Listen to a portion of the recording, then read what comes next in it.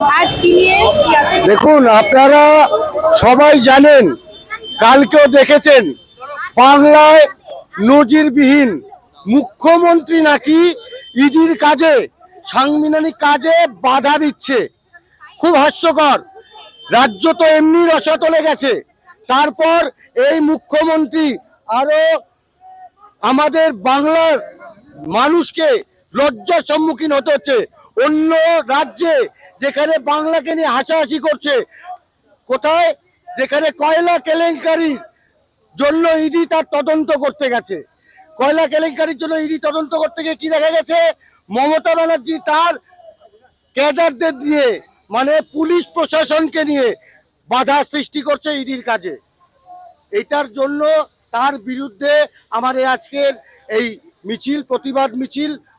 আমরা বাংলায় 26-এ পরিবর্তন চাই, এই জন্য আমাদের আজকের এই প্রতিবাদ মিছিল।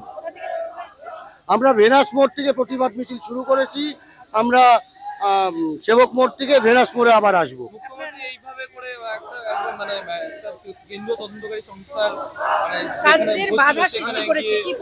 দেখুন, আমি আবারও বলছি, হাস্যকর। বাংলার মানুষকে লজ্জার সম্মুখীন হতে হচ্ছে প্রতিনিয়ত। কি কারণে?